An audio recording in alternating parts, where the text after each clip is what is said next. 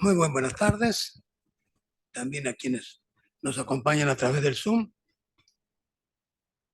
Lamentablemente, como muchos de ustedes saben, quien iba a presentar el libro, que es el Panossi, tuvo una desgracia al perder uno de sus hijos y nos dijo hoy que lamentablemente no estaba en condiciones anímicas de presentar. Así que vamos a hacer una cosa, yo voy a decir algunas palabras, después Laura, nuestra secretaria, va a leer el prólogo y luego le vamos a dar eh, la palabra al autor, que es el que realmente tiene los méritos para estar con nosotros. El libro que presentamos hoy es, según las palabras de su autor, la recapitulación con formato de libro del informe de tesis doctoral en Ciencias Jurídicas de la Universidad de La Plata, defendida en el año 2018 y evaluada por un jurado integrado por los doctores Jorge Banossi, Alberto Dallavía y la doctora María de las Nieves Casina-Quesnaya. Se trata de un trabajo profundo, rigurosamente documentado, y muestra la gran transformación del Estado argentino durante el periodo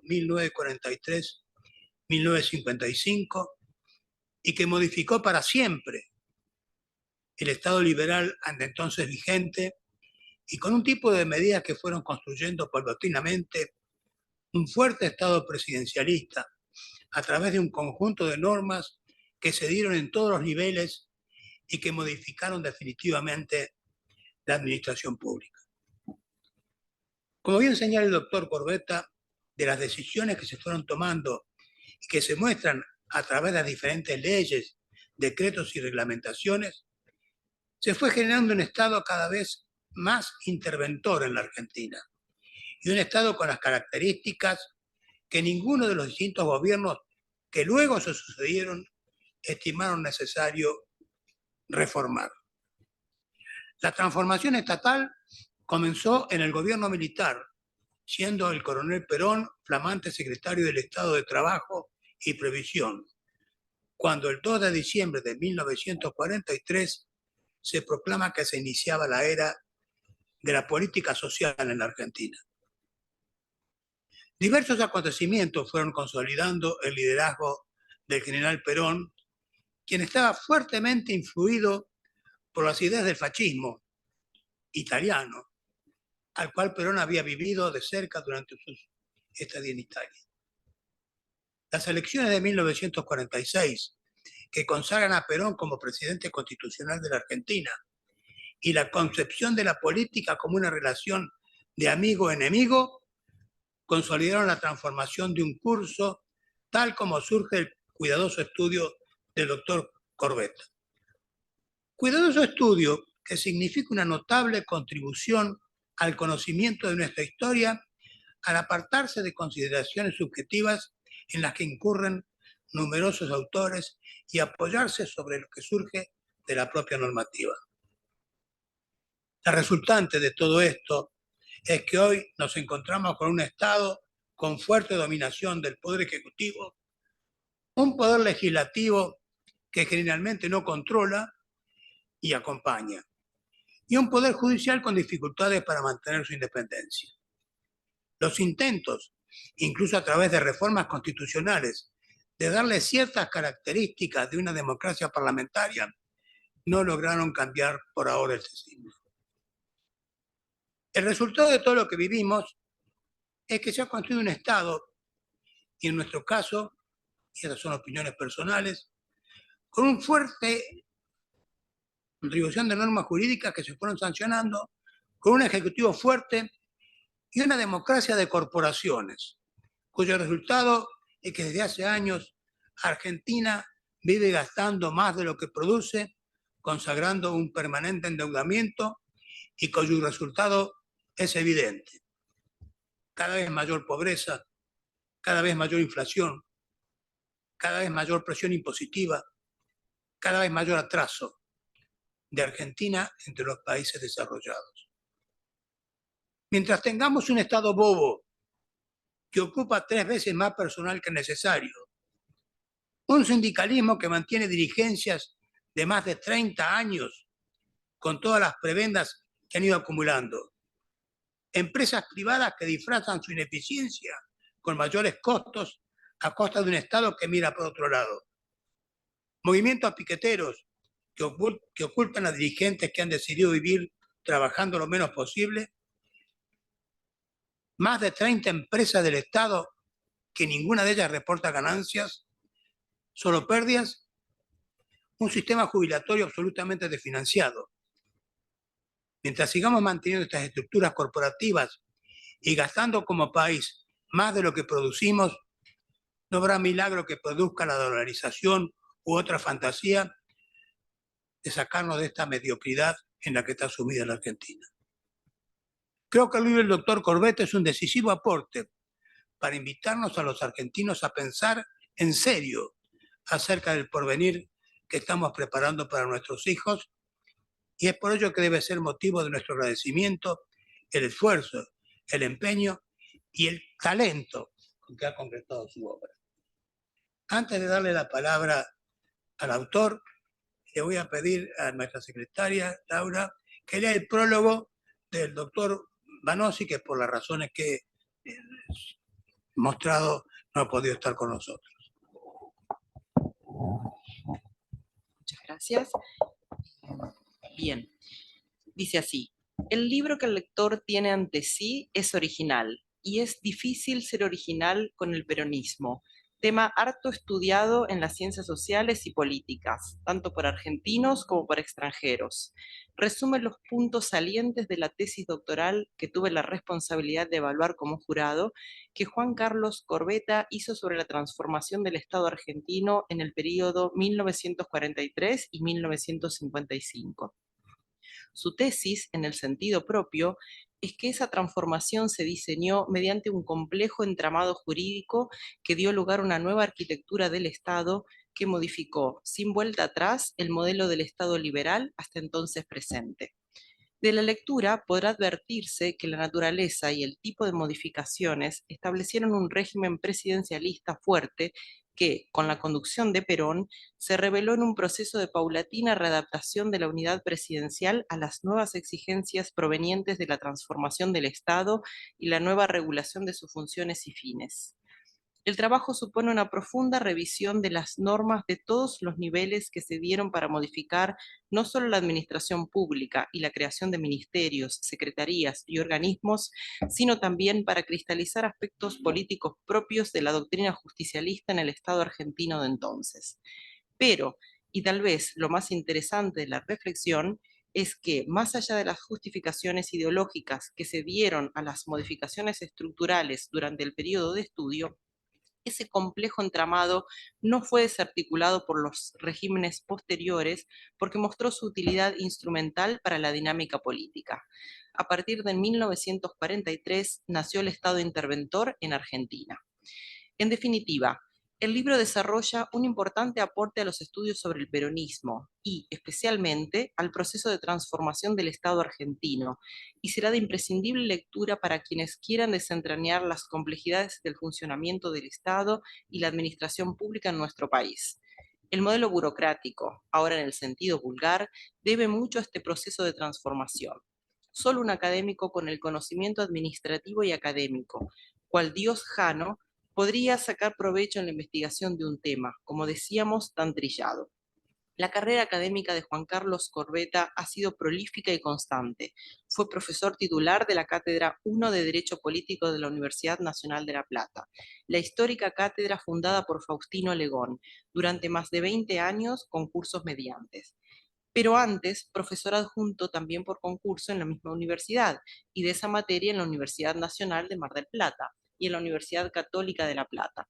También fue durante muchos años profesor en diversos posgrados. Además de sus responsabilidades de gestión universitaria, secretario general de la Universidad Nacional de La Plata y consejo por el claustro de profesores de la Facultad de Ciencias Jurídicas y Sociales durante 2 períodos y actualmente director de la revista Anales de esa facultad, destacan sus cargos en el ámbito público: secretario general de la Suprema Corte de Justicia de la Provincia de Buenos Aires y luego de la Corte Suprema de Justicia de la Nación. Sumergiéndose en los boletines oficiales durante varios años, como un arqueólogo haría con los restos de una civilización, Juan Carlos descubre cuánto en común tiene esa vieja civilización con la nuestra. Es por todo ello que invito al lector a sumergirse en esta apasionante lectura. Jorge Reinaldo Banossi. Doctor, es un gusto tenerlo con nosotros y un honor que haya tomado el instituto para presentar su libro. Muchas gracias. Yo, si usted me permite, leería una parte del prólogo como una introducción a lo que va a venir después, ¿no es cierto? Que es el liderazgo de Perón, la reforma constitucional del 49 y las dos leyes de ministerios. Una consecuencia de la reforma del 49, que es precisamente en julio de ese año, y la segunda, más compleja, de 1954.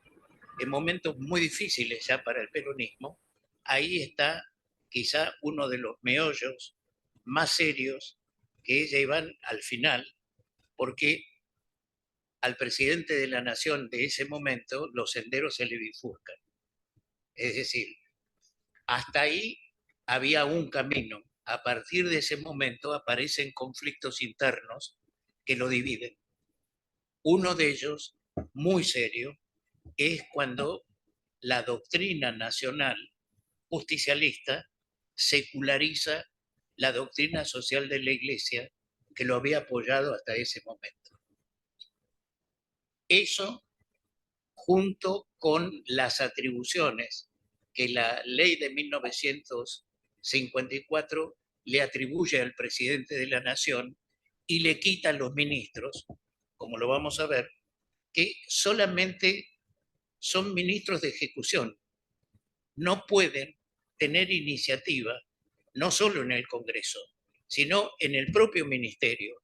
Cumplen las órdenes que le da 5 secretarios de Estado nombrados por decreto con rango de ministro y que pertenecen a la esfera del presidente de la Nación.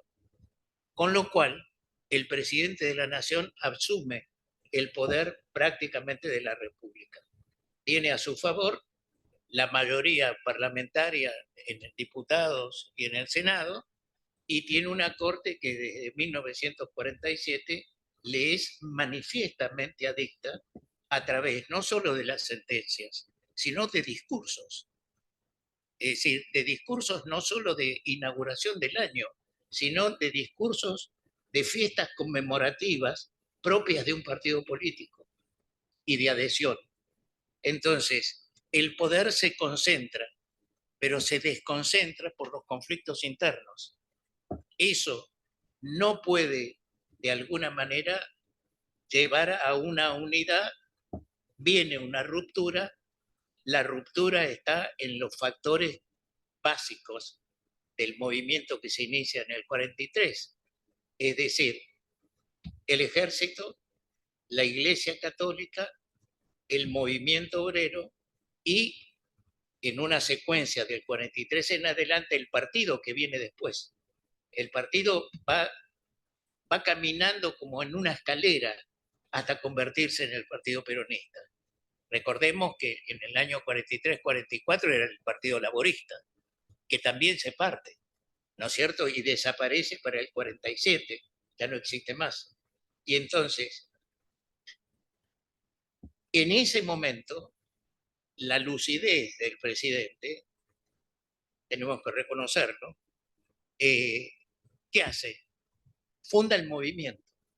Y el movimentismo es arrasador de las instituciones, quiebra las instituciones, porque el movimentismo no se atiene al orden jurídico, tema que ya había sucedido 8, 10, 12 años en diversos países de Europa y en diversas circunstancias distintas. Pero el movimentismo había terminado en la esfera general del mundo, pero lo teníamos en la Argentina y hubo también en algunos países de América Latina, no en todos, pero los hubo. Entonces, yo le diría, de la lectura podrá advertirse que la naturaleza, que después yo me voy a referir, y el tipo de modificaciones establecieron un régimen presidencialista fuerte, que con la conducción de Perón se reveló en un proceso de paulatina readaptación de la unidad presidencial a las nuevas exigencias provenientes de la transformación del Estado y la nueva regulación de sus funciones y fines.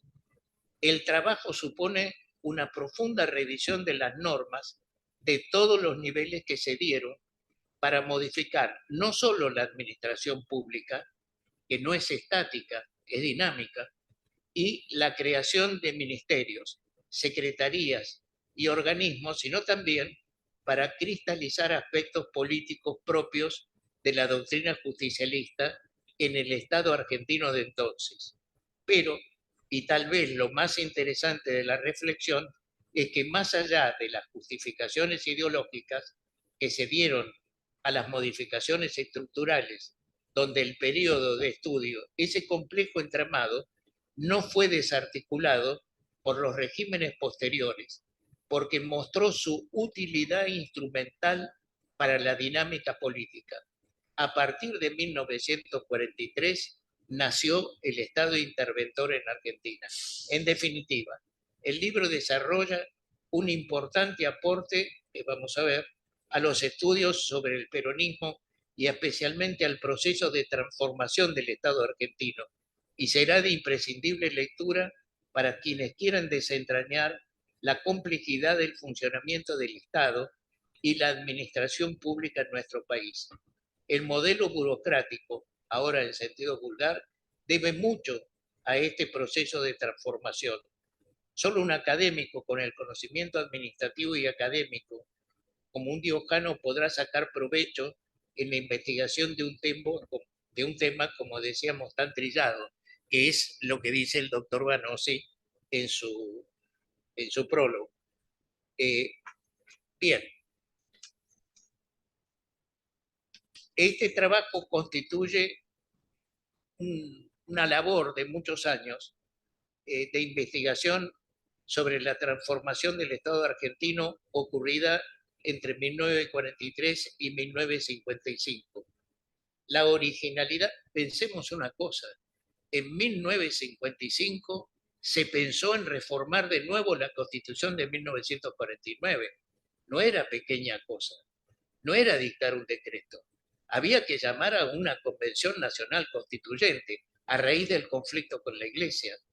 Es decir, no eran cosas pequeñas, eran cosas de gran trascendencia y de gran importancia, de gran relevancia.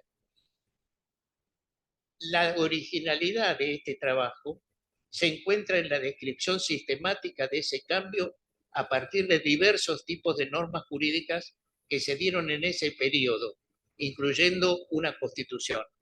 Todas esas normas dieron forma a un modelo de Estado que todavía nos acompaña en mayor o menor medida, un Estado con una fuerte presencia y dominación del poder ejecutivo, un poder legislativo que se espera acompañe con leyes abiertas los grandes trazos de las líneas gubernamentales del presidente y un poder judicial con poca independencia para cuestionar esas decisiones.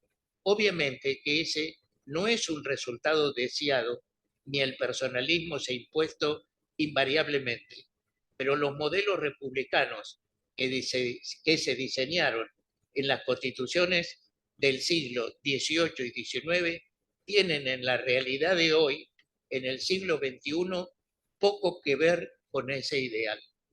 La forma del Estado que aquí estudiamos ha trascendido el gobierno del general Perón.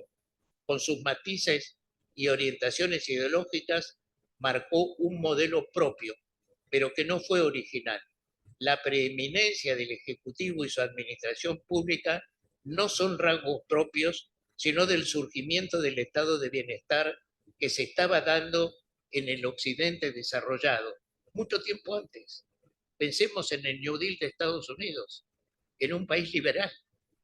Sin embargo, la intervención de Roosevelt fue muy fuerte, pero tenía una crisis, la crisis del 29 atrás, y eso había que resolverlo. Y la manera de resolverlo era con la intervención del Estado. ¿Cuál fue la originalidad del modelo peronista? En primer lugar, y es el eje de este trabajo, que la transformación del Estado liberal se da en el marco de normas jurídicas que apoyan la doctrina justicialista y los planes de gobierno.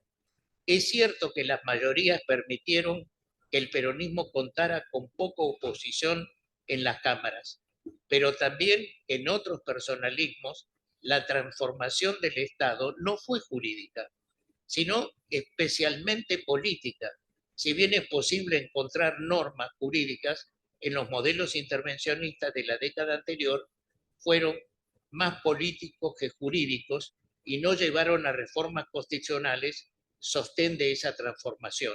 Se refiere básicamente este aspecto, esta frase, a la época de Justo.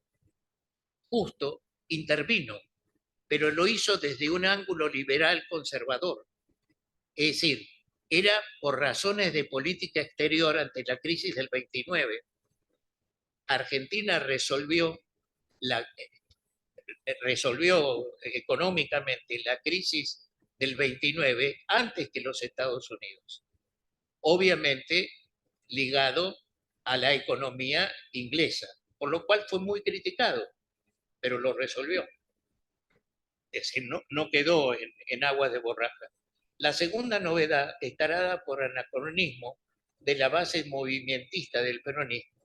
El movimiento nacional justicialista será un ente unificador para todo el peronismo, sus ramas y corporaciones aglutinadas sobre la base de la persona del general Perón, que derivará en confusiones de las funciones del Estado entre el partido, el gobierno, la Fundación Eva Perón, la Confederación General del Trabajo, etc. Cuando este modelo se da inicio en Argentina, el corporativismo se encuentra en pleno declive en el mundo. Ha pasado la época, la guerra ha terminado y lo que provocó la guerra también ha terminado. Hay dos mundos, es decir, el mundo, digamos, del Pacto de Varsovia y el mundo de la NATO. Esta es una realidad.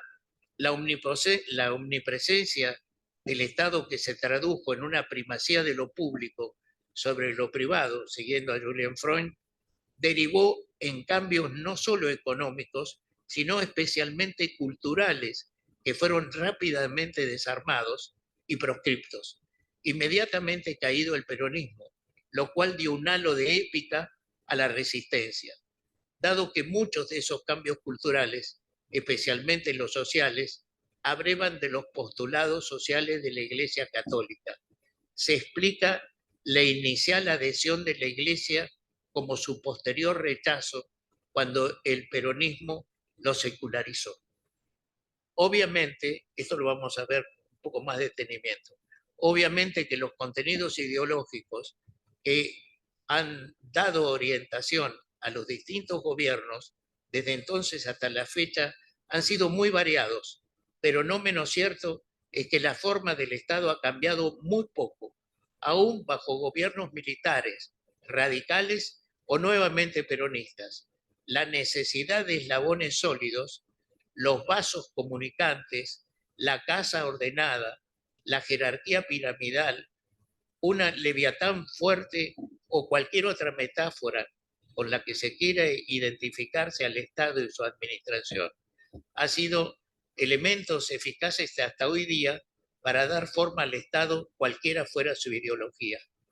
Por eso la importancia de estudiar cuándo se dio, sin ira y estudio, a esta estructura de gobierno fuerte por sobre otros de los poderes del Estado, poniendo un eje, como decíamos, novedoso en las leyes que dan forma a ese crecimiento y complejidad estructural que tan difícil resulta desarmar. Como en toda historia de las instituciones, hubo un preciso momento en que las estructuras cambiaron sin vuelta atrás. En el caso argentino fue con Perón y su doctrina, pero una vez más, ese modelo de un ejecutivo fuerte y la norma jurídica como fundamento operativo, además de la justificación ideológica ya estudiada por numerosos especialistas del periodo, apoyan la necesidad de hacer este estudio. Mi reconocimiento, y ahí vienen los reconocimientos a todos aquellos que de una y otra manera, algunos mucho, otros poco, otros dactilografiando, otros aconsejando, otros discutiendo, otros diciéndome otras cosas que no eran solo discusiones, lograron que de alguna manera fuera apartando la fase agonal que envolvió todo el peronismo. Y todos sabemos que la fase agonal del 43, sobre todo del 44 al 45, el momento culminante del gobierno de facto es el 44. El 45 es una consecuencia, pero el 44, Perón es vicepresidente de facto, pero es el verdadero presidente de la nación. Crea el Consejo Nacional de Posguerra.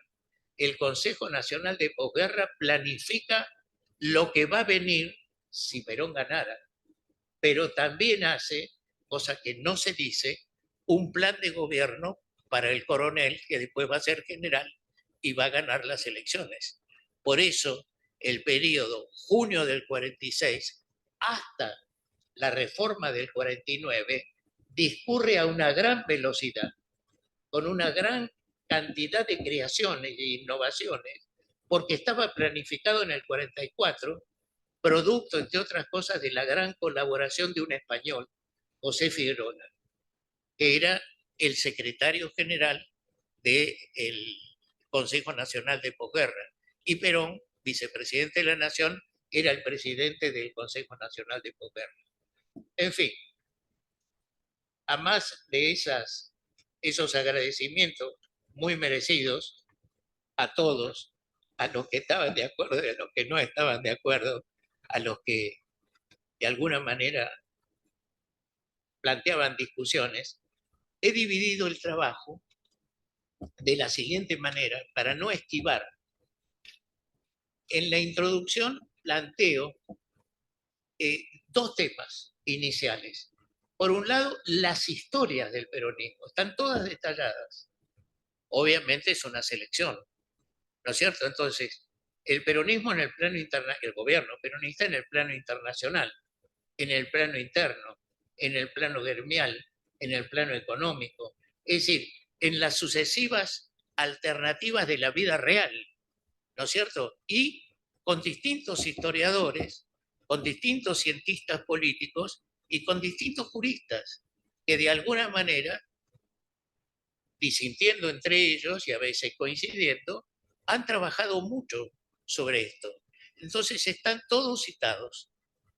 Entonces, el que quiere ver la agonalidad de este periodo, del que solo tomamos la parte normativa, porque en última instancia se apoyó en un sistema legal, es decir, previamente determinado, por eso antes de comenzar le decía, todos los decretos leyes del gobierno de facto, es la única vez en la historia del siglo XX, de 1943 a 1946, fueron convertidos en ley por el Congreso de la Nación, todos.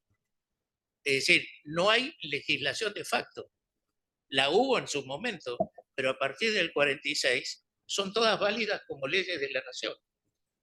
Esto es una visión del futuro muy grande porque incorporó todo lo realizado en materia de administración, de gestión y de conformación de ese Estado que estaba en crecimiento a través de leyes, no de decretos. El decreto podía ser discutido y eventualmente, desde el punto de vista judicial, la Corte todavía estaba vigente y le discutió al poder de facto una serie de creaciones y logró que el poder de facto retrocediera. cosa que Perón tuvo en cuenta. De ahí el cambio en el año 47. Cambio que para muchos es muy objetable, pero obviamente para el partido mayoritario no. Bien, a partir de eso, el trabajo se divide en tres partes grandes.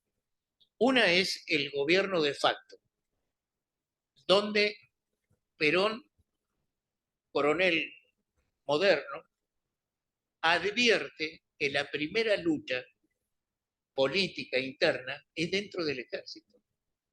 Entonces él era jefe de Estado Mayor de la primera división del ejército, la primera división de infantería del ejército, que ocupaba los regimientos 1, 2 y 3 en la capital federal. El comandante era el general Farrell, después presidente de la Nación. El jefe de Estado Mayor, el coronel Perón. En su momento, el general Farrell va a ser presidente de la Nación y el coronel Perón vicepresidente de la Nación. El general Farrell, Perón pasa a retiro el 9 de octubre de 1947 a su pedido, pero Farrell, ya habiendo ganado las elecciones en el 46, Perón estaba en condiciones de ascenso a general de brigada. Lo que hace Farrell es computarle el periodo, esos meses que le faltaban, se los computa a favor, lo asciende a general, porque ya es presidente de la Nación, que todavía no ha jurado. Y Perón toma como día el 4 de junio, en conmemoración de la revolución que se había hecho por parte del ejército. Con lo cual, satisface a uno de sus sectores de apoyo más grandes, que es al ejército argentino. Y después continúa ya como general su carrera. Perón tenía una postura, normalmente implicaba, el tener un cargo político implicaba pasar a retiro. Perón no pasa a retiro. Por eso llega a teniente general. Él va cumpliendo las etapas porque sostuvo, y lo sostuvo para todos, a todos los que los acompañaron en el gobierno, eran militares, estaban en actividad, les computaba como años de servicio los años cumplidos en la administración pública, no en la administración privada, en la administración pública, y ascendían, ¿no es cierto? Y hay una ley muy posterior donde se reconoce el grado máximo, por ejemplo, para aquellos que llegaran al cargo de ministros de la Nación. Eran tenientes generales. O, como se llamó en época de Perón, general de ejército. En el 56 se vuelve a la nominación anterior. Uriburu era teniente general, Justo era teniente general, pero Perón lo había cambiado, era general de ejército. Y él culmina como general de ejército. Bien, esa es una parte. Después viene la, la primera presidencia de Perón. Perón quería reformar la administración pública, que había empezado en el 43. Más o menos, me atrevería a decir tímidamente, ¿no?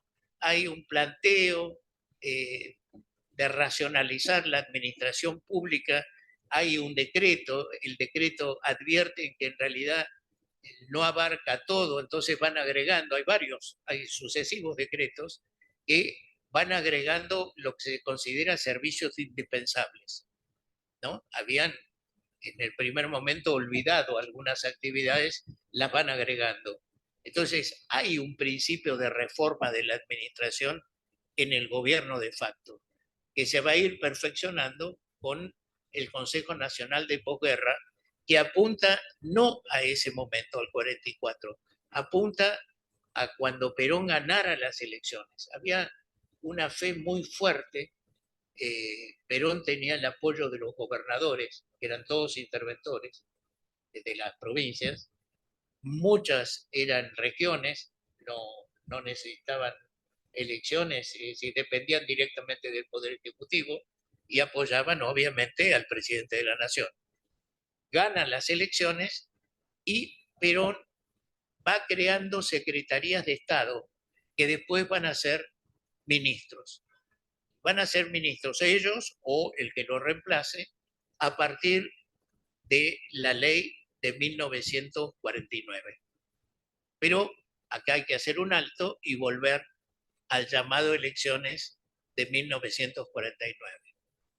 En 1949 se impone el Partido Justicialista ya fundado frente a la Unión Cívica Radical, que tiene un grupo importante de convencionales.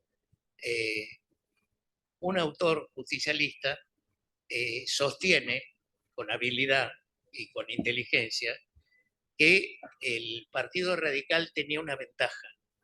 Tenía legisladores con más antigüedad, es decir, con más oficio para ir a una discusión parlamentaria y mucho más en una convención constituyente. Esto es una discusión que se ha obviado, se ha debilitado. ¿Qué hubiese pasado? La Constitución hubiese sido votada igual porque tenía mayoría. Pero, ¿qué hubiesen dicho los convencionales radicales cuando se retiran del recinto? Porque hay dos momentos. Esto un sociólogo lo ubica muy bien. Hasta ese momento solo lo tocaban los juristas, hasta que aparece un sociólogo y dice, no, el Partido Justicialista llevó al Partido Radical a una encrucijada al poner y decidir que solamente, mejor dicho, que únicamente votaban los 2/3 de los presentes, cosa que es inconstitucional. Es evidente que es inconstitucional, ¿no es cierto? Sin embargo, se impusieron. Y los radicales, el Partido Radical lo aceptó, después de una larga discusión, pero lo aceptó. En realidad, dice el sociólogo, lo que estaban buscando es que renunciaran. No lo logran, pero sí lo logran cuando viene el tema y se discute la reelección indefinida. Ahí se para Levenson y dice, esto es una farsa y nos vamos a retirar. Y el Partido Radical se retira de la convención y el Partido Justicialista y Perón, que había inaugurado, nunca el presidente de la Nación inaugura una convención constituyente, está fuera, ¿no es cierto? La convención constituyente es soberana. Logra el objetivo. La Constitución va a ser justicialista y lo van a decir. Esta es la Constitución votada por el justicialismo sin oposición. ¿Por qué? Porque el partido se había retirado. Es decir, la oposición se había retirado. Votan los convencionales justicialistas. La Constitución del 49 refuerza las atribuciones del Poder Ejecutivo, pero mantiene las garantías. Perón, en un discurso del año 48, alaba la Constitución de 1853, cosa que asombra. Incluso alaba la inteligencia de los convencionales de 1853, pero dice, a esta altura, 1949, ya esto no es que esté antiguo, no alcanza, necesitamos más, pero los alaba. Y en general, las declaraciones de derechos y garantías las respeta, agrega otras, pero las que agrega fortalecen al Poder Ejecutivo. Por ejemplo, el tema de la declaración del estado de emergencia por 30 días. Es una suerte de estado de sitio por 30 días limitado, pero sin intervención del Congreso. Lo hace el presidente de la Nación. Y como esas, muchas más. A partir de ese momento, los ministros dependen del presidente. El que tiene la iniciativa para crear nuevos ministerios no son los diputados o los senadores, es el Poder Ejecutivo. El Poder Ejecutivo es el que tiene la iniciativa para crear cualquier ministerio. Podrán oponerse, podrán estar de acuerdo, podrán no estar de acuerdo, pero es el Poder Ejecutivo. Con lo cual, la administración pública se pasa de 8 ministerios a 20 y al año siguiente se crea un ministerio de comercio exterior, que ocupa un hombre que vivió muchos años, era muy joven, Antonio Cafiero. Después se va a suprimir, pero Cafiero sigue.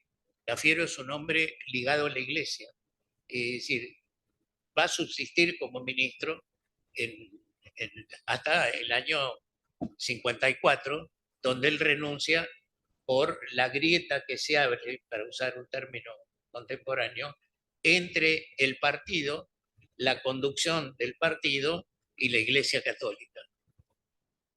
Un amigo, ya fallecido, no lo cito justamente por eso, porque él no puede decir que sí o que no lo puede afirmar, que en el exilio de Perón se había hecho amigo de Perón.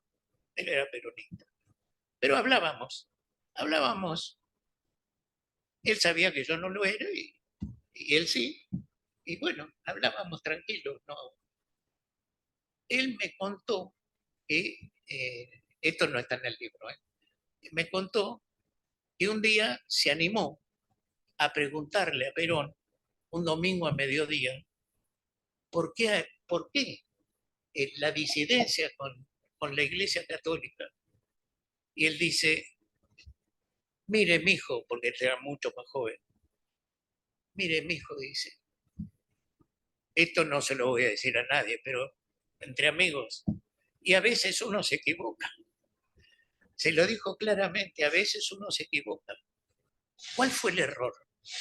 Perón hablaba con la jerarquía, sobre todo con el cardenal Copelo, pero olvidó un detalle, eso es bien de la estructura militar.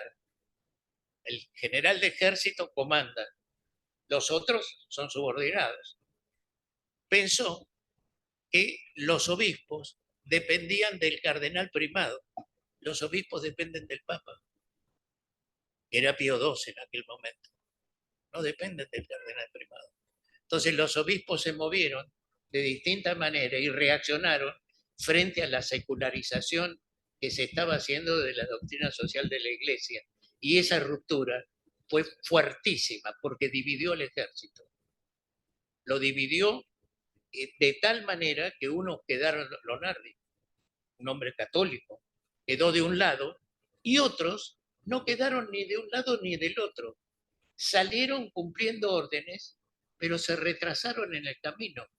Todas las columnas que fueron sobre Córdoba, que eran muchas, se quedaron en el camino. Optaron por ser católicos, porque eran católicos y peronistas, cosa que se va a ver después, en los años 58, 59, 60, y además habían ascendido, los que eran jóvenes tenían otra jerarquía. Volvamos de nuevo al 49. El 49 tiene un efecto en la administración pública muy importante. Se oficializa 20 ministerios, se pasa de 8, estructura liberal, a 20. Es que hay que satisfacer el articulado de la Constitución y no alcanza con 8 ministerios. Es imposible. Es decir, hay tareas que impone la Constitución al Estado que sin un ministerio especializado no pueden realizarse. O la realizaría una dependencia de menor jerarquía, lo cual le daría ineficacia. Entonces, 20 ministerios. El 21 van a ver que no surtió efecto, más por un problema personal de ministros que de la acción que debían desarrollarse. Así las cosas, hay una intentona en la caballería del ejército en el año 51, a que Perón la disuelve enseguida, estaban muy infiltrados, Lanusse no era en ese momento el capitán Lanusse de caballería, cursaba la Escuela Superior de Guerra, no era el líder, sino era un general retirado, y algunas fracciones del ejército comprometidas no actuaron. Resultado, en una tarde eso terminó. Hubo pases a retiro, es decir, y las cúpulas se recompusieron. Pero Perón quedó alerta sobre eso. Es decir, cuidado que dentro del ejército había malestar, ¿no es cierto? Cosa que se va a volver a repetir en el año 55, abiertamente ya. No hubo algún conato en el 52, pero muy, muy pequeño, y en el 55 ya de manera muy abierta. Pero volvamos a la Constitución de 1900, a la Ley de Ministerio de 1954. Perón obtiene un triunfo muy grande y en la elección del vicepresidente que había fallecido cuando asume el nuevo vicepresidente, saca el 62% de los votos. Es muchísimo, es muchísimo. O sea, el régimen estaba convalidado por los votos, pero ahí los caminos se bifurcan. Parte del ejército tiene el problema religioso, parte del ejército descree, parte del ejército ya no está tan subordinado. Y la Marina, que tuvo siempre, la Marina, hay un libro del doctor Luis Moreno donde habla, la Marina siempre se movió de acuerdo a los mandos. Los mandos decidieron. Una anécdota. En 1943 intervinieron los altos mandos navales, nada más. Yo pude preguntar muchos años antes, a oficiales que había estado, oficiales jóvenes que habían estado en actividad ¿cómo se llama? El 43, en junio del 43, y les pregunté qué pasaba en sus bases, qué pasaba en la escuela naval. Y uno me contestó, nada, no hubo clase, porque los profesores que eran civiles tenían que tomar las lanchas, bueno, se suprimieron las lanchas y nada más. Pero no tomaron alguna actividad, no movilizaron, no. Se hizo ¿cómo era? Un campeonato interno con los cadetes que jugaban al fútbol, al básquet, qué sé yo qué, para que no tuvieran tiempo disponible y punto. Y lo que pasaba en Buenos Aires, pensemos en las comunicaciones de la época, no se sabía. Lo mismo sucedió en el episodio terrible de junio de 1955. En junio de 1955, en las bases, salvo los que actuaron, que eran aviación naval y parte de la Fuerza Aérea, que no se dice, pero estuvo con los Gloster, el resto no actuó. Había comprometido sectores del ejército, entre ellos el general Bengoa, pero no actuó. Bengoa va a ser comandante del ejército con Lonardi presidente, o sea, después, porque intervino el 16 y 17 de septiembre. Entonces, hubo una gran estabilidad en esa época, pero lo interesante es que el cambio no se produce por decisiones políticas, sino que está sostenido por un sistema legal. Y a su vez, obviamente, con mayoría en las cámaras de diputados y de senadores de la nación, las provincias, de ahí la relevancia de la presidencia de la nación, acompañaron este proceso y llegamos hacia el final. Al final, la ley de 1954, con 19 ministerios, reducen los ministerios, hace un planteo distinto, porque ya los ministros no tienen facultades ejecutivas, sino lo que decía anteriormente. Las facultades ejecutivas las tiene el presidente de la Nación y 5 secretarios de Estado de la presidencia con rango de ministros. Esos son los que le dan las directivas a los ministros. Y los ministros deben ejecutar y dar cuenta de la ejecución. O sea, la presidencia llevaba el resultado de las instrucciones repartidas a cada ministerio, pero el ministerio no tenía la iniciativa de hacer o dejar de hacer, tampoco podía dejar de hacer, tenía que cumplir. Con lo cual, si ustedes ven, hay un símil a lo que Perón llamaba la unidad de concepción. Esto está en la comunidad organizada, es la base teórica del sistema. Es decir, en un ejército, la unidad de concepción es muy importante porque lo que piensan los mandos para actuar tiene que estar compartido por todos aquellos que van a contribuir en esa acción. Y esto lo pensó Perón para el manejo del Estado argentino. Por supuesto que hubo virajes. Hay un Perón hasta el 52, 53. Perón estuvo muy molesto en la reforma del 49 con el artículo 40, porque el artículo 40 es el tema de la propiedad de los yacimientos, ¿no es cierto?, de hidrocarburos, etcétera, etcétera, y la prohibición de hacerlo.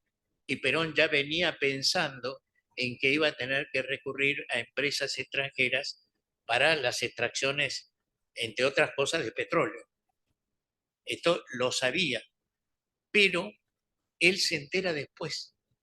Él seguía desde la Casa Rosada la proyección, digamos, el avance de la Convención Constituyente. En el 53, Estados Unidos cambia, por eso las transacciones con España y con otros países que no estaban adheridos a Estados Unidos, y también con Argentina. Argentina quedó fuera del Plan Marshall, porque fue considerado un país proeje. Declaramos la guerra el 25 de marzo de 1945 y la guerra terminó para los aliados el 7 de mayo y para los soviéticos el 8 de mayo, ¿no es cierto? Entonces nos consideraban un país partidario del eje y no tuvimos Plan Marshall, que Perón lo esperaba, porque le hubiese significado un importante caudal de recursos para sostener el proceso paralelo de industrialización. Es decir, ahí también hay un problema serio que le plantea el nacionalismo peronista. Es decir, porque la presencia de Perón unificaba, pero adentro tenía distintas corrientes, ¿no? Llegamos al final. Y al final se produce lo que se ha producido en la Argentina, dos cosas. En primer lugar, que los golpes se han hecho pensando en el golpe en sí, derrocar. Y después le pasa a Perón. Es decir, cuando Arturo Rawson, comandante de caballería de Campo de Mayo, toma la casa de gobierno, dura un día y algo. Inmediatamente asume Ramírez. El general Ramírez era uriburista, era teniente coronel en la época en que Uriburu asume la presidencia y fue uriburista durante todo el tiempo. Al cambiar Castillo a Tonasi y los otros generales que venían de la época de Alvear, trae gente de Uriburu. Castillo era un conservador nacionalista y lo trae a Ramírez. Ramírez, un día y medio después del 4 de junio del 43, es presidente de la Nación. Ahí está el nacionalismo del ejército, que tiene una concepción también no solo política, sino económica. Y a su vez, muchos de ellos, muchos, siendo oficiales jóvenes, se habían formado en Alemania, habían estado en regimientos alemanes. No olvidemos que Riccieri, con todo lo que tenía y la honradez de Riccieri, probada, optó por el modelo del ejército germano, que era un ejército victorioso, había triunfado en la guerra con Francia. Entonces, ¿a quién eligen? Ojo que la Argentina, en la época de Roca y todo eso, toma los modelos del mundo, los mejores, y los traslada, ¿no es cierto? Lo mismo en la educación, en todos los planos. Toman el ejército alemán, pero claro, toman un ejército imperial, no un ejército republicano. Y no toma el ejército francés republicano porque había perdido. Lo ve como un perdedor. Y un regimiento, un día me lo contó un coronel de infantería ya retirado que hacía historia militar, me dijo, en 1912, un regimiento de infantería argentino era exactamente igual a un regimiento de infantería alemán. Podía variar un poco el armamento, pero acabábamos de comprar el armamento alemán. Eso es así. Riccieri era un hombre honesto. Cuando compramos 100.000 Mauser alemanes, a Riccieri le dan el cheque por la gestión. Y Riccieri rechaza el cheque, que era mucho dinero, ¿no es cierto? Y dice, entréguenmelo en fusiles para el ejército argentino. Yo no voy a aceptar esto. Se lo da y eran 20.000 fusiles más, no era poco, ¿no es cierto? Era un hombre honesto y que creía. También ahí hay otra cosa con respecto al ejército y aparece en el nacionalismo. El nacionalismo de ejército es distinto al nacionalismo ideológico, no está en el libro. Cuando se eliminan los ejércitos provinciales, se crea el Colegio Militar Sarmiento y se unifica el ejército tiene, hoy se diría, se autopercibe, ¿no? En la terminología contemporánea, como un fundamento de la Argentina. Entonces, es distinta, y eso lo sabemos todos, la percepción que se tenía psicosocial de un coronel de los años 40 a un coronel de esta época. El peso que tenía un coronel o un general de esos años es distinto al actual. Es totalmente distinto. Y esos fueron los puntales que hicieron que Perón prosperara. Bien, lo cierto es que la gran mayoría de medidas, más allá de la gonalidad, los movimientos, los festejos, porque Perón descubre eso, él lo ve con Mussolini, el movimientismo, la calle, todo eso sigue, pero todo tenía atrás de eso un fundamento legal. Pude hablar una sola vez, hace mucho tiempo, con Antonio Cafiero, que era senador. Muy breve fue, porque él estaba ocupado con otros senadores y yo que iba a hacerle preguntas de este tipo no, no tenía mucho tiempo. Yo le pregunté cómo era una reunión de ministros, sobre todo del año 52, 53, 54. Y me dijo, mire, muy rápido, me dice, eran muy solemnes. Primero llegaban los ministros. Un secretario anunciaba que llegaba el presidente de la nación, se paraban todos. Pero todos los ministros tenían secretarios que interrelacionaban con los otros ministros y todos los ministros sabían los temas que se iban a tratar. Con lo cual venían todos preparados, porque Perón no admitía que alguien no supiera lo que se trataba. No es como ahora. No es como ahora. Ha cambiado también la estructura. Entonces, hay decisiones políticas que no es que sean buenas o malas, no se cumplen. ¿Por qué? Porque el elenco no es bueno. No es bueno en el sentido técnico de la expresión. Muchos de los que estudiaron, y esto llama la atención, estamos ya en el año 55, que estudiaban la administración pública, no fueron dejados cesantes. Pasaron al CONICET que recién se creaba y siguieron estudiando, ¿no es cierto?, el tema de la administración pública, la función de los ministerios, el aparato de la administración pública como una de las claves del Estado. Esto aparece como consecuencia buena de lo que hizo el peronismo. Tenemos todas las otras que dejan un desconcierto muy grande. Lo que sigue al peronismo no es peronismo, es posperonismo, es otra cosa.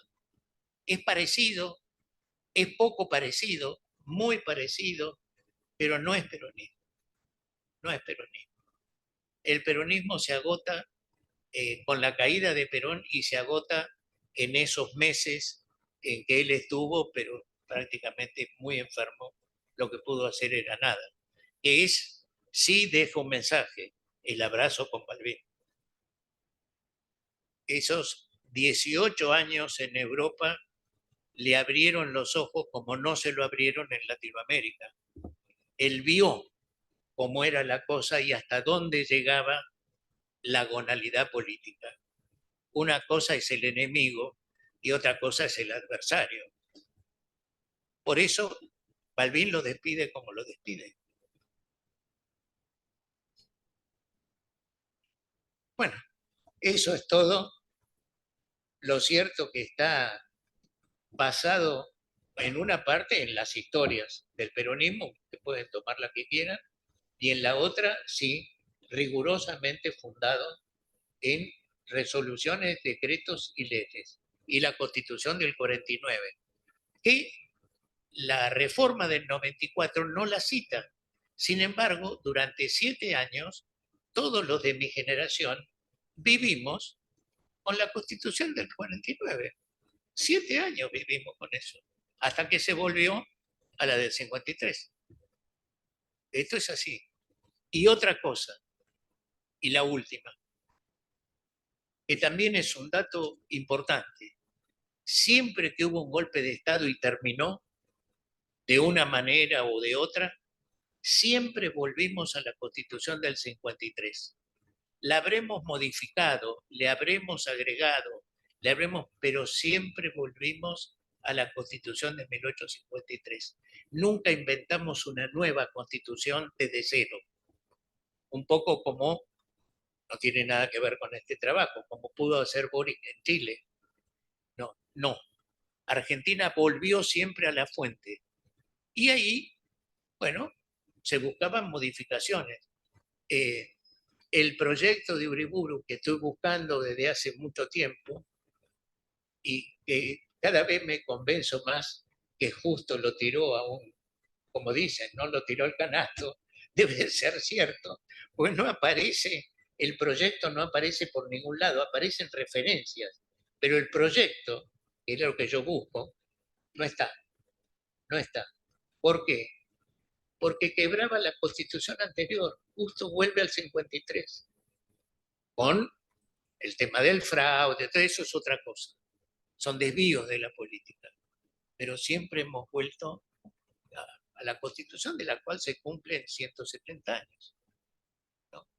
Bueno, muchísimas gracias, podría haber sido mejor.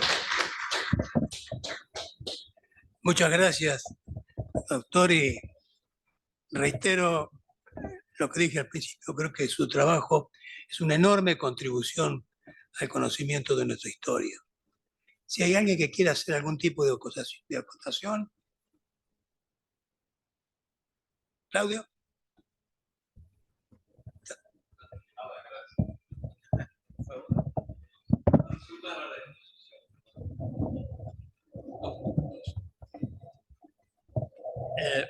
La suerte de la reforma del 49 y el Congreso en la época del primer Perón.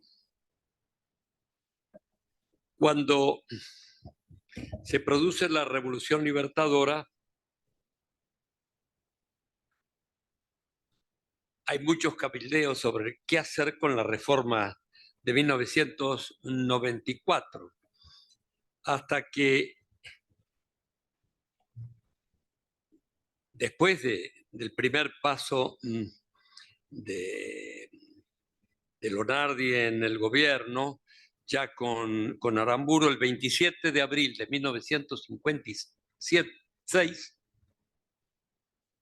el presidente Aramburu pronuncia en Paraná un discurso conocido como pronunciamiento de Paraná. Lo extraordinario de este discurso es que debe ser el primer discurso en la historia por el cual se deroga una constitución, si es que podemos hablar de la constitución de 1949.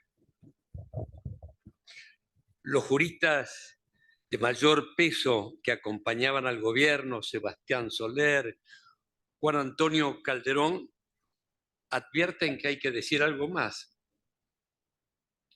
No hay la más mínima jerarquía jurídica que sostenga la abrogación de una constitución. De modo que en los primeros días de mayo de 1956, por un decreto ley, se deroga la reforma de 1949 y después tenemos la ratificación de esa decisión, sí por un acto constituyente con la reforma de 1957. Pero me parece que, Corbetta, que es muy importante la mención de 1994 en lo que concierne a este punto, porque el peronismo en 1994 se olvida de la reforma de 1949 y nos deja con las otras fuerzas políticas el único contrato que tenemos que vincula y aúne a todos los argentinos, porque ya no hay margen alguno para la discusión sobre cuál es la constitución que rige. ¿Sí? Ya, porque se pudo haber señalado que como se señaló en su momento, que la reforma de 1957 estaba afectada por un acto de nulidad, como que fue declarado por varias fuerzas políticas, empezando por el peronismo. El otro, una breve referencia a ese congreso con el cual se mueve Perón entre 1946 y 1955. Punto 1, el Senado. Perón tiene la fortuna en el Senado de manejarse con un monobloque.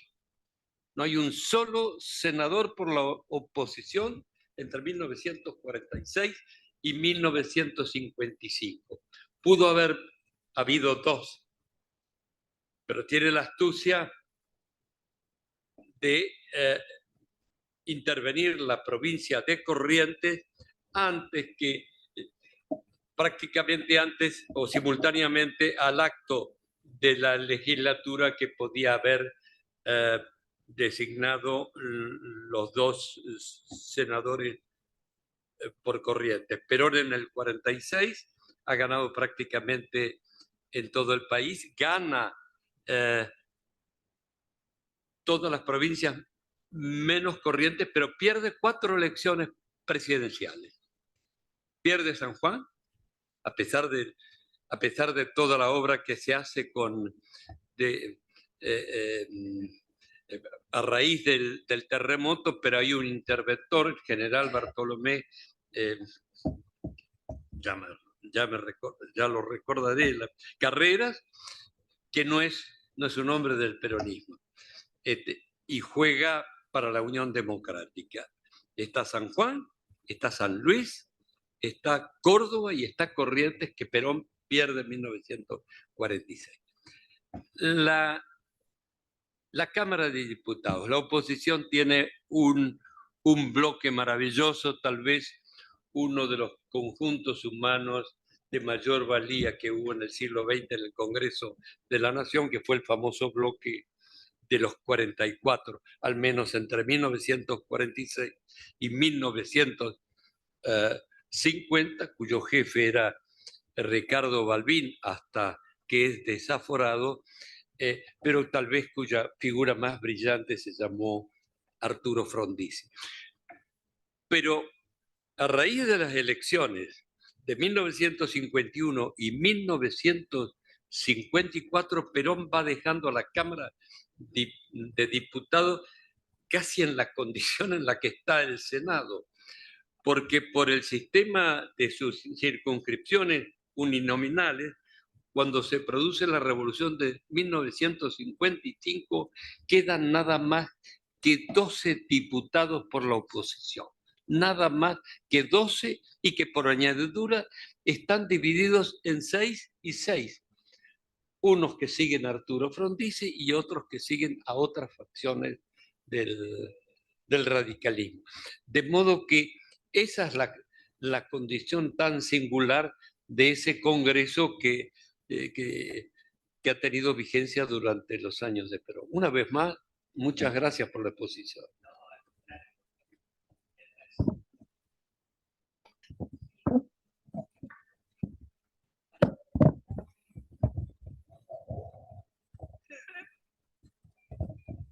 ¿Para quién es?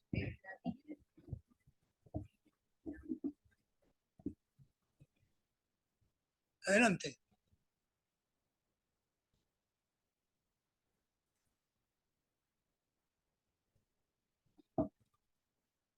Nadir, ¿puede abrir el micrófono?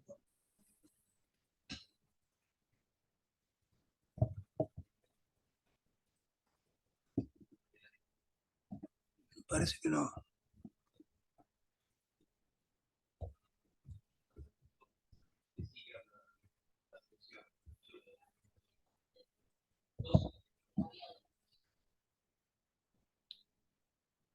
No, no me parece la pregunta entonces.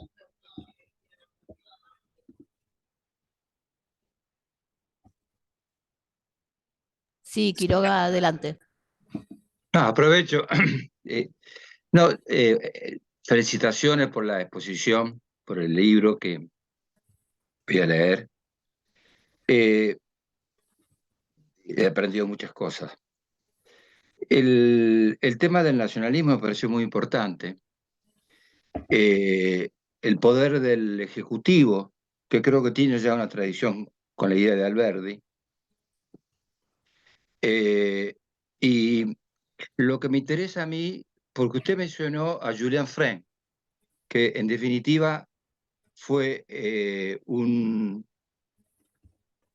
no fue discípulo de Carl Schmitt, pero sí fue un admirador y tal vez un amigo, a pesar de que Julien Fren, su tesis doctoral fue dirigida por Raymond Aron, con una filosofía política diferente. Mi pregunta, que yo no escuché en su exposición, o a lo mejor el papel de Sampay, de Arturo Sampay, porque Arturo Sampay fue el miembro informante de la Constitución del 49, y además de eso, era un gran lector y tiene algún escrito sobre Carl Schmitt.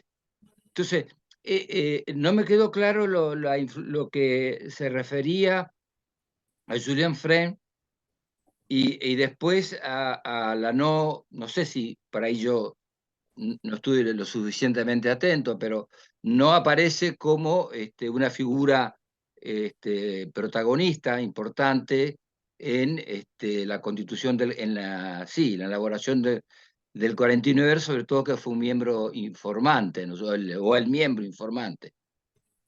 Era eso, Sí, doctor. En realidad omití la relevancia como miembro informante de Arturo Sampay. Arturo Sampay no arquitecturó la Constitución. Hay un discurso de Perón en la Quinta de Olivos donde reúne a todos los convencionales electos, ya están electos, justicialistas. Y si usted lee el discurso, Perón les dice artículo por artículo, salvo el artículo 40, lo que tienen que legislar.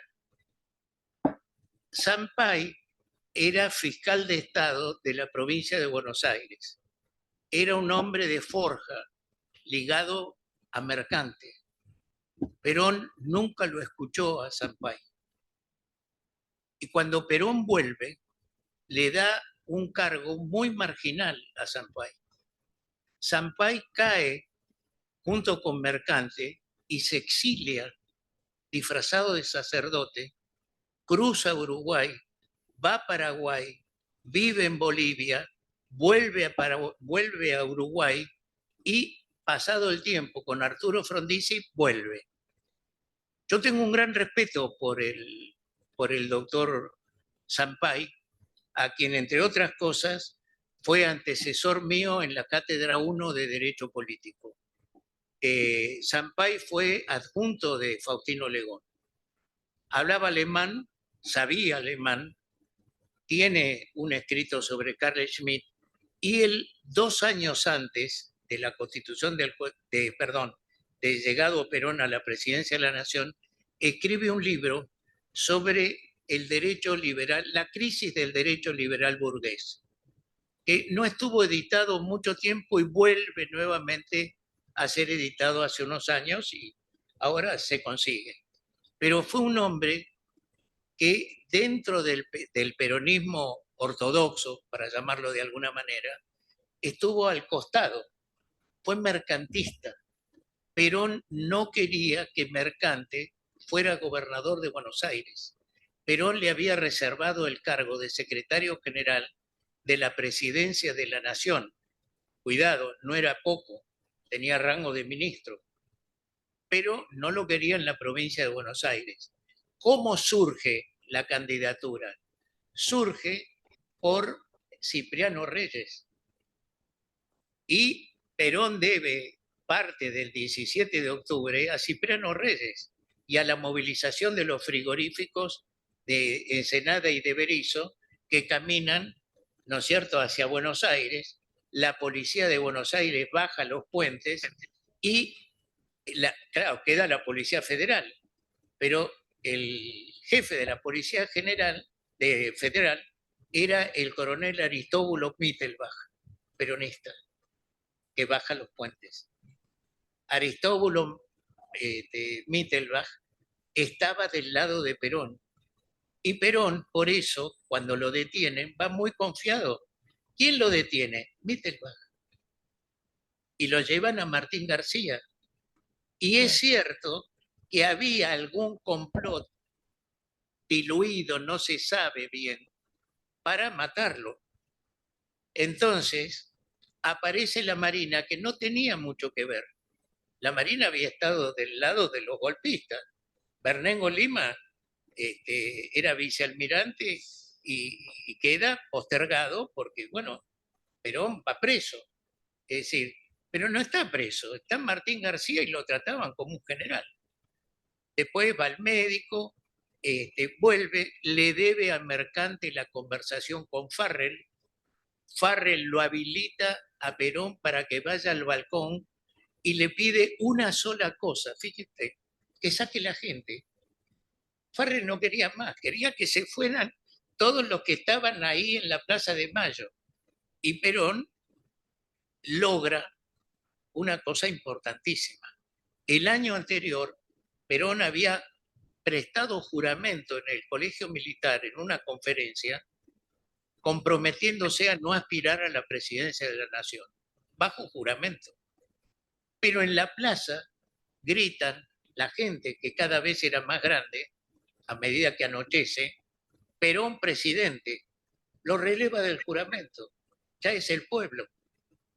Las unidades de Campo de Mayo que respondían a Ábalos, solo uno, el jefe del Regimiento 8 de Caballería de Campo de Mayo, se le presenta a Ábalos y le pide instrucciones.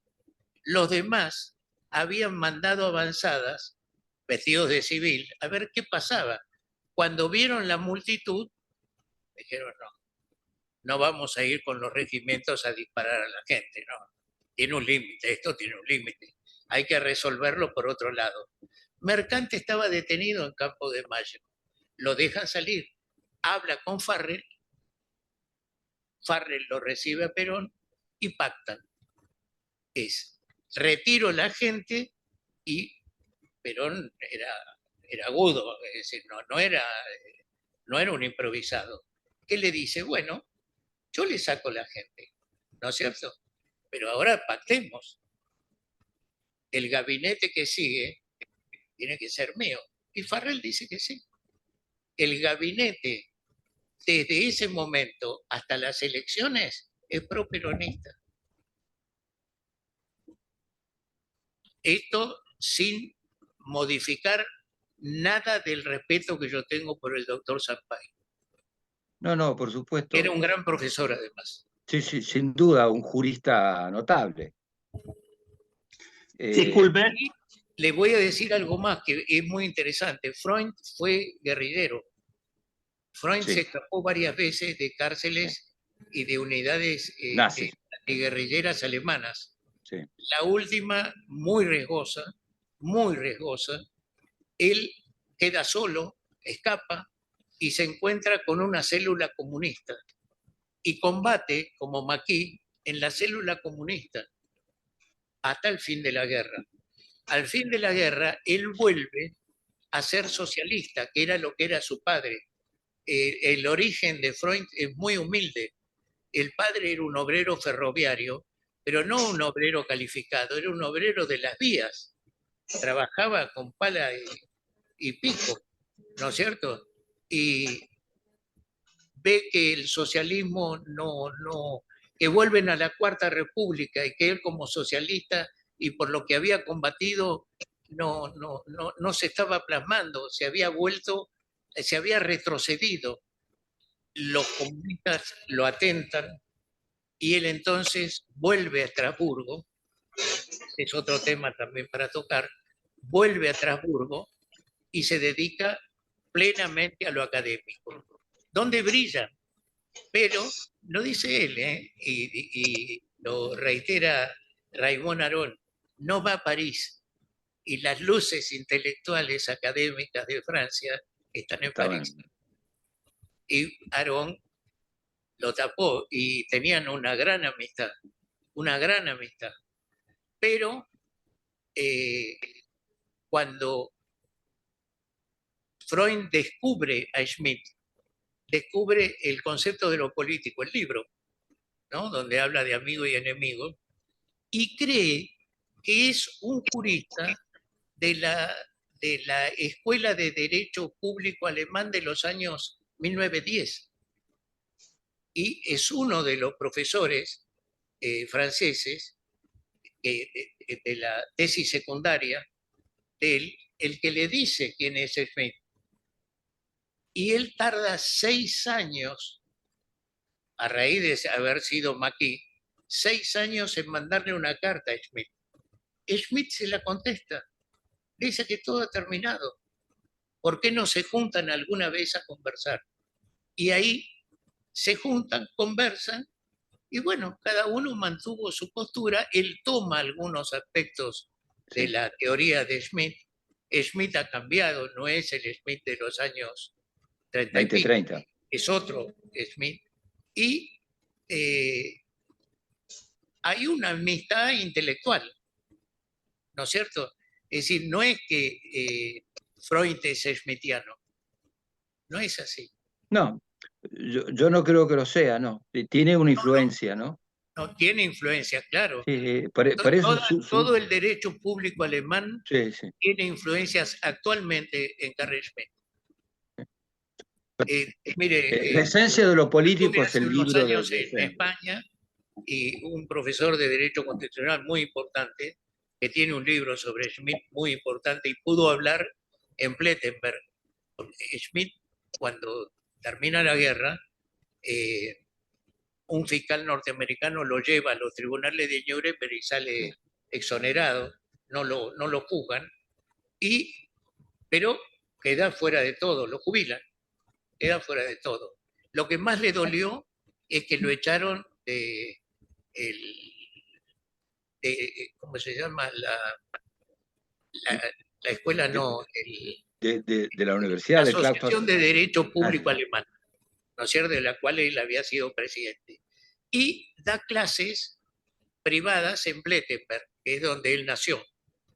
Esas clases privadas tenían un montón de estudiantes, pero también de graduados. Y lo que me dice el profesor español, él estaba presente cuando lo llamaron del Tribunal Constitucional alemán, porque él intervino, Schmidt intervino en la Constitución de 1949 en silencio, pero lo consultaron para no volver a caer a la excepcionalidad que preveía la Constitución anterior. ¿Cómo evitar esa fórmula que llevó en última instancia a Hitler al poder? Eso lo hace Schmidt. se refiere al artículo 48, ¿no? Sí.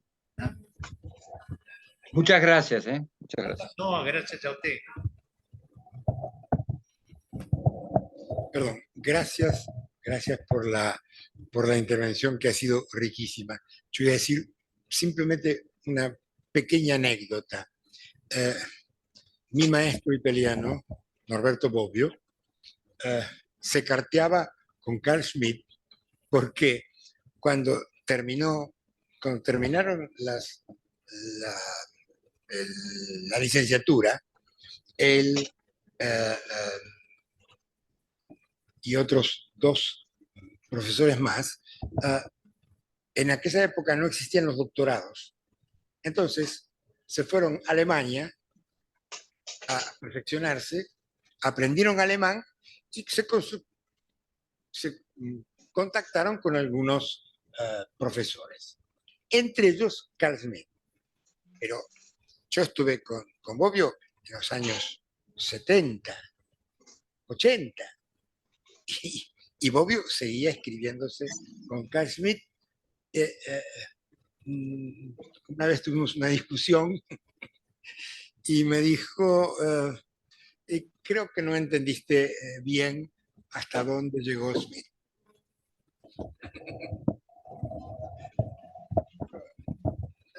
El tema de Schmitt es que se afilió en mayo del 33 al Partido Nacional Socialista, pero en el 36, Heydrich, que dirigía el principal diario doctrinario de las SS, lo investigó a Schmitt y le encontró que tenía muchos amigos de la época de Weimar. Entre ellos tiene un libro dedicado a Kurt Eisner. Kurt Eisner presidió como una tendencia, digamos, no exactamente bolchevique, pero cuasi bolchevique, en los levantamientos de los años 18 y 19. Lo salvó, una cosa notable, Göring, porque Göring era presidente de Prusia y Schmitt, un consejero, ad honorem, pero era consejero de Prusia. Y Göring tenía una idea totalitaria, donde mandaba él, no mandaba nadie. Göring llegó a decir que él decidía quién era judío y quién no era judío. Tan es así que el ejército alemán modificó los legajos de los oficiales que tenían antecedentes judíos. Se los borraron. Hicieron la carrera, pelearon por Alemania, fueron condecorados. Nada es tan lineal como parece. Bueno, muchas.